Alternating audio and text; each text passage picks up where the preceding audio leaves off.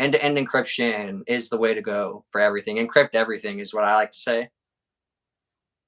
So, like for someone who's watching this, who they have no encryption, that they know of, that they purposely set up. Let's say they're on a Windows box or a Linux box. Like right off the bat, what are the applications that they can grab right now? While they're watching this in another tab and start installing, that'll help them achieve a better operational security kind of standpoint. HTTPS everywhere.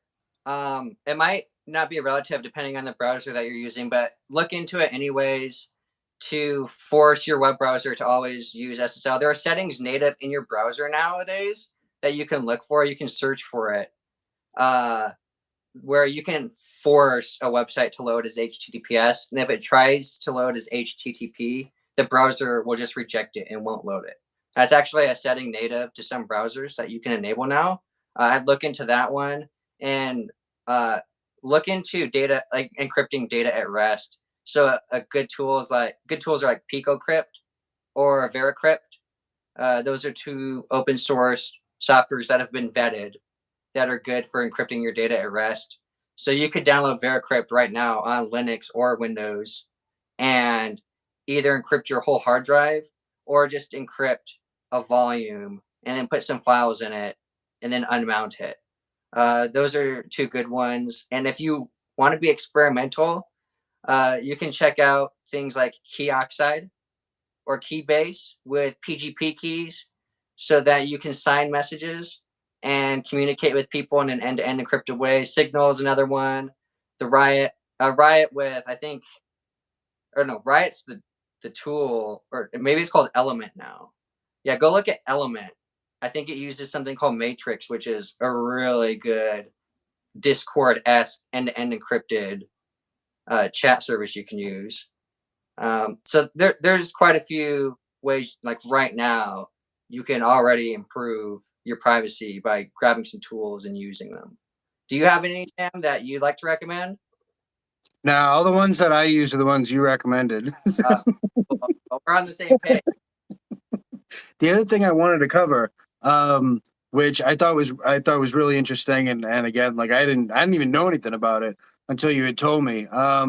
Was we were talking, and like the really kind of I'm gonna totally botch this, but yeah, I'm sure you can explain it better.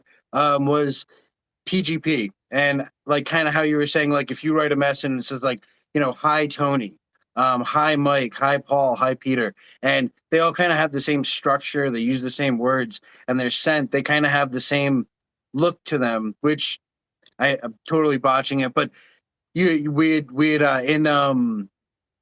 in Keybase, we had seen there's a thing called Salt Pack. Yep. Could you explain that and like tell us why even go through the trouble of using that and why it exists? Um, Off the top, I pulled up the website while you were telling me about that. I'll just read the headlines from that website. They articulate it better than I can. I appreciate your confidence in me.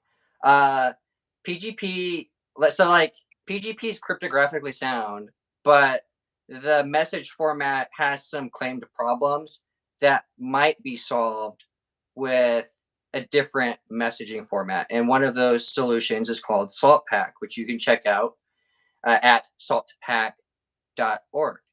And some of the problems SaltPack claims to solve, I'll just read the bulleted list. PGP encryption doesn't reliably authenticate the sender. New PGP will output data that doesn't verify. Anonymous recipients aren't fully anonymous. PGP ASCII armor isn't friendly to modern apps and phones. That one's true for sure. And lack of constraints can be dangerous. Oh, and PGP still hasn't kicked SHA-1 to the curb. As you might know, SHA-1 is vulnerable to hash collisions. So a different hashing algorithm is preferred, and PGP still uses SHA-1. So those are some of the things that SaltPack tries to address.